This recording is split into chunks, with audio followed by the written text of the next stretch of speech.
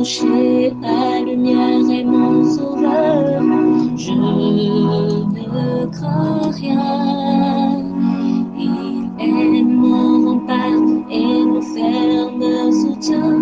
De qui pourrais-je avoir peur? Shalom. Nous avons aujourd'hui la croquette biblique numéro 352, tirée de Job au chapitre 41, du verset 12 au verset 15. D'un point de vue littéral, le Léviathan, on a dit, peut correspondre à une baleine, à un crocodile, mais dans la description divine que Dieu fait de cet animal ici, c'est clair qu'il est impossible pour l'homme de pêcher ou de capturer Léviathan. Il y a un élément qui va apparaître maintenant dans la manière dont Dieu va décrire, parce qu'il revient sur le Léviathan.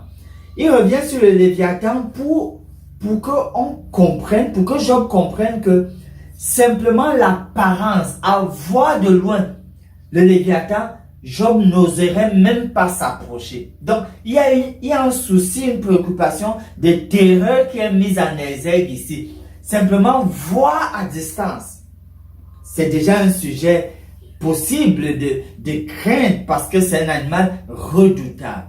Voici donc ce que dit Dieu. Je veux encore parler de ses membres. Donc, il revient. Il avait déjà mentionné des choses sur le Léviathan. Maintenant, il revient. Je veux encore parler de ses membres et de sa force et de la beauté de sa structure. Qui soulèvera son vêtement? Qui pénétrera entre ses mâchoires? Qui ouvrira les portes de sa gueule? Autour de ses dents habite la terreur. Ces magnifiques et puissants boucliers sont unis ensemble comme par un sceau. Satan est donc un animal terrible, est quelqu'un de terrible. Simplement, son apparence devrait dire qu'on ne s'approche vraiment pas.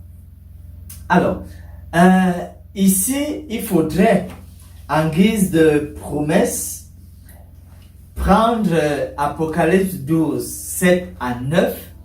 C'est vrai, quelques-uns croiraient que Satan, quand il se présente, c'est toujours, comme on disait, certains disaient avec des cornes, des cueils de noix et autres effroyables. Pourtant, Satan il se présente même par des voix insoupçonnées, quelque chose qui frappe à l'œil et qui est même beau, plaisant.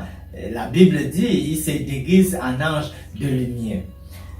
Mais on a un élément à ressortir par rapport à la comparaison avec le Léviathan.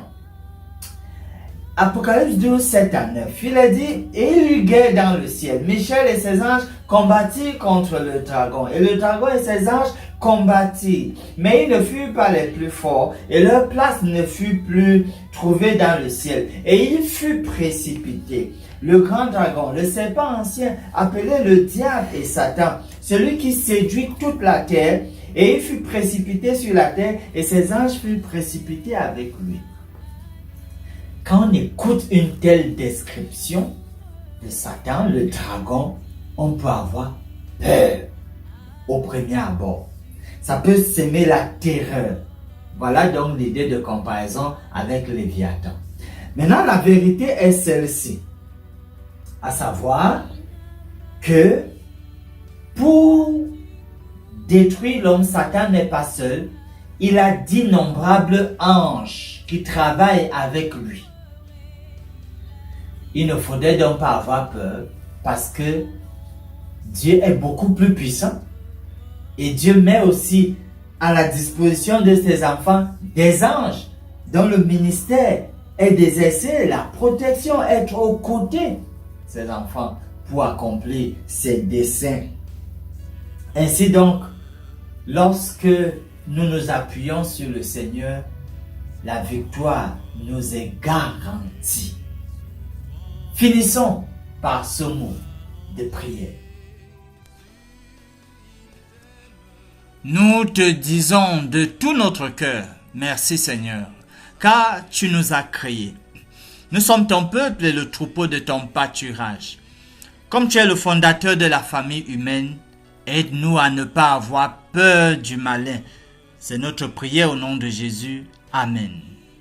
Âme espère en l'Éternel, mon âme espère en l'Éternel, qu'un chant s'élève au Dieu du ciel, qu'un chant s'élève au Dieu du ciel, mon